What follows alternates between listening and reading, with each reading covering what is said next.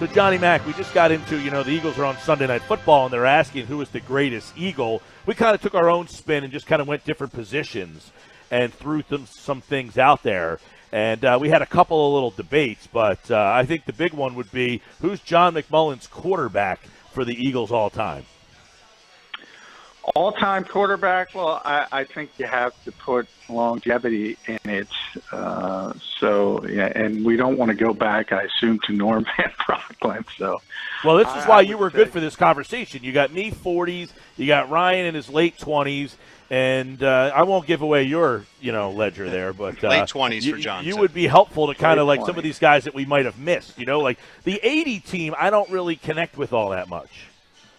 Well, I mean, Jaws was a good quarterback. The best quarterback in Eagles history is Donovan McNabb, and Carson Wentz will have an opportunity to surpass him, I think. A lot of it has to do with, as I said, with longevity. But I think it's pretty clear for what he accomplished. And I know there's a segment that doesn't like him because of his personality, but that was a very good player for a very long time here. All right, are you going Westbrook, McCoy? Is Wilbert in the conversation? Yeah, Wilbert should be in the conversation. I don't think there's any question about that. I think you couldn't really go wrong. That's kind of what flavor do you like? I think in old school, more of a traditional lead back in a different era of football, I think Wilbert was the best the Eagles have had. LaShawn, sort of more a modern era, more of a well-rounded back. I don't think Brian touched it enough. I think he was more of a specialized player to be in that conversation. Okay, a lot of good ones here. I mean, we were having some fun with this. People were texting in. Now, the wide receivers, you've got Deshaun, Quick, Carmichael. There were some guys who had some cup of coffees here, like T.O. I don't know if you consider him, or Irving Fryer, that group of guys. But, Tommy McDonald, if you're going way back. So we had a lot of fun doing a couple of those positions. But wide receiver, you had mentioned Deshaun Jackson about the best deep threat. Who's your best wideouts? Well, I think, you got to be realistic, and Tommy McDonald's in the Hall of Fame. So, again, people don't want to go back that far, but you have to look in the era. I always say it's a different the problem with football is it's changed so much. So if you just look at statistics, the receivers specifically are going to look much better today. But the guys who dominated their era, and for a decade span, I mean, there wasn't a more accomplished receiver than Harold Carmichael. He should be in the Hall of Fame. I think ultimately he might get in. Now that they're doing this 100-year anniversary, expanding the senior candidates. So I think you got to start with the Hall of Famer and the guy who should be in the Hall of Fame. Just something I stumbled upon, John. I didn't realize, I didn't know this information off the top of my head, but we mentioned the running backs and Brian Westbrook, and he's 14th all-time in receiving. So when you talk about all-time greats, he has to at least be in the discussion. I mean, that's pretty impressive. I didn't say he wasn't in the discussion. Sure. Again, it has to – the game has changed so much. It wasn't like that in another era. Running backs weren't asked to catch the football. It's a much different game today. So you have this shift in not only how players are used, but their skill sets. So, I mean, Wilbert Montgomery wasn't being asked to do that stuff. On the other hand, if you ask, if you want to look at it from the other direction, if you ask Brian Westbrook to carry the ball 250 times, it's probably not going to go too well. So that's sort of the give and take, and why I always say if you do these conversations, you have to rate the players in their era. So you're not really rating Wilbert Montgomery against Brian Westbrook. You should rate him against like Calvin Hill and his peers from that era. That's how you kind of judge who were the dominant football players of their time. And if you're dominant in your time, if you're a Hall of Famer, and that's why I put Tommy McDonald there, that says you're pretty damn good. Yeah. And, that's you can mention some of the big names, even Deshaun, and I talk about. I don't know if he's getting in the Hall of Fame, so you got to put that into the equation. You got Keith Jackson, Zach Ertz. Anybody else? Pete Pillows way back, but I mean, in the modern era, those would be the two best. Charlie Young was really good. It's interesting. I was having this conversation with Merrill Reese because somebody was doing a top 100 Eagles list, and we were talking about some of the old guys that people forget. Charlie Young, that didn't have longevity, but he was a Pro Bowl tight end. Again, what do you want? Do you want an old school Y back, or do you want a flex tight end? Flex tight ends didn't exist when Mike Ditka played, for instance. All right, we got some fun. Jason Peters, Trey Thomas, I guess Stan Walters was on the 80 team. Yeah, Jerry Sizemore as well for tackles. They had really good tackles. You got to put John Runyon in there as well. Runyon would be on the right with Lane and Jerry. Yeah, he's the right. They were the three tackle on the right side. Oh, you're just talking left. You're doing left versus right. So yeah. Well, that's one position where I think it's pretty distinct, right? The left guy and the right guy are pretty distinct at that spot. Yeah, probably less today than back then. There used to be more of a clear differential.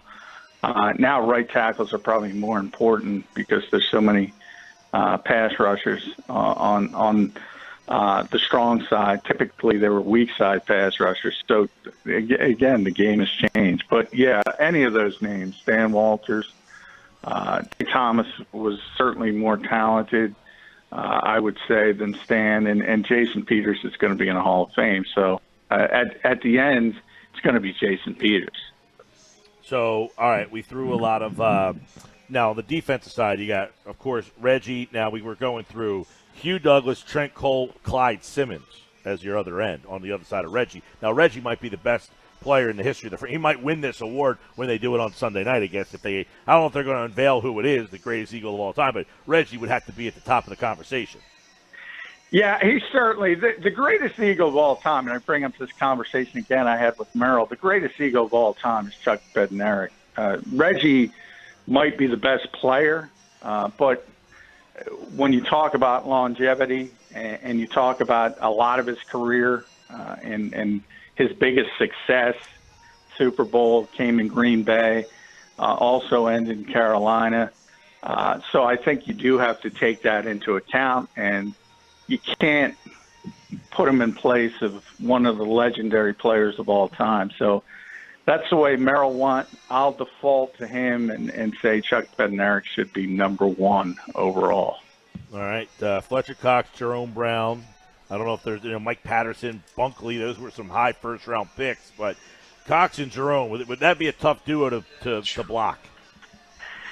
Yeah, I mean, I think Fletch certainly. I mean, Jerome was a really good player, more of a run stuffer. He had one season where he had a number of sacks, and obviously he died tragically, so that limited his career. But you also have to, when things like that happen, people tend to grow the legend maybe a little bit. So I don't think he would be nearly in the same category as Fletch, to be honest. Interestingly enough, we went safety. We said Dawkins, Waters, Hopkins. We forgot Malcolm Jenkins. Yeah. He's got to be in that conversation. Yeah, Troy, Malcolm could be number two. Yeah, Troy Vincent, Eric Allen, I guess Lito and Sheldon are always going to be mentioned because of that. You have the team that won the Super Bowl, the team that went to the Super Bowl, and then the other team that went to the Super Bowl, and then the 60 team. It seems that everything else in between had a lot of bad times. Yeah, there was a lot. There was a long stretch, and I always talk about the entire generation of fans that grew up with Andy Reid and don't understand what Andy did for this franchise. It was really bad for a really long time. Before Dick Vermeulen, there was a little run. Ray Rhodes. There were little spikes, but not the consistency. And Jeffrey Lurie deserves that as well as the owner. The consistency of this franchise. They were Look, I always joke they're not the gold standard. Lurie got killed for that, but they might be the silver standard. They're considered around the league as one of the best organizations. At one time, before Jeffrey got here, there was probably a 30-year period they were considered one of the worst organizations. And there's entire generations of fans that don't know that. I remember vividly right before Andy got hired, I was out at a Mummers parade, and what year was that? 98, 97, right before Andy got hired. And who was it? Ray Rose was the coach, or Kotite, or one of those two. And it was 3-13, and it was bad. It was to the point where they were laughable. I mean, it was an embarrassment until they brought Andy here. Yeah, and not only on the field, off it as well, and that's where Jeffrey comes in. I mean, there's old stories of Norman Raymond forcing the players to buy their own socks. It was a low-class, low-rent organization. And a lot of people who are older remember that and know the difference. But if you grow up in this era, and you grew up with Andy Reid, you don't know anything but success, really. I mean, this team has been constant playoffs, and the hiccups now are the down years instead of the up years. Yeah. The hiccups used to be the up years. It's a lot better when they're the down years. So let's look at this year's team and trying to transition over to there. By the way, today's injury report, a couple guys, just Camus and Jordan, didn't participate. Limited, Fletcher Cox and Nate Sudfeld, and full participation, Barnett. So it seems that they're very healthy going into this game. And we were talking about way back in hour number one of the show, John, is the Falcons are a team that the last two times, the playoff game and the opener of last year, been very ugly, low-scoring games. Do you anticipate a similar script in this third meeting in really 2 years? I mean, they played each other in the playoffs and then again they opened the season. So this is three matchups in a 2-year span. Yeah, I think it will be different, and Doug talked about this on Wednesday. He's faced them three times since he's been here. Even during 2016, they were all here in Lincoln Financial Field. So I think in a lot of ways the biggest hurdle for the Eagles this week, it's not the X's and O's. It's the fact that it's the home opener for the Falcons in Mercedes-Benz Stadium, on the turf, in the dome, fast track. That's what they're built for. That's what they're comfortable with. And they're coming off a terrible outing in their opener on the road.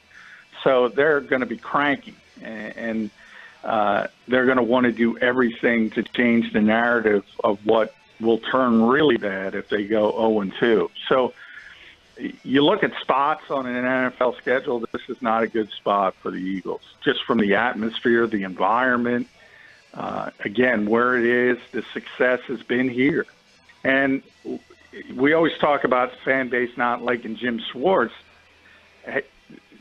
I mentioned this last week on the show. Since the beginning of the Peterson-Schwartz era, no team in the NFL has given up less points per game at home than the Philadelphia Eagles.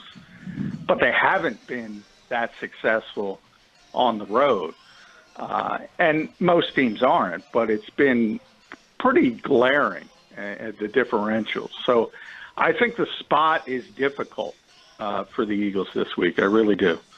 You know, speaking of Jim Schwartz, John, we were talking about this, like Mike said earlier in the show, and the Eagles winners of the last three matchups against the Atlanta Falcons. Is there anything that you see that Jim Schwartz is doing specifically against the Atlanta Falcons that causes recent success and limiting that Atlanta offense to such little amount of points? Or is it just, style of those particular matchups and a little bit of luck and coincidence that it's three straight against the Atlanta Falcons?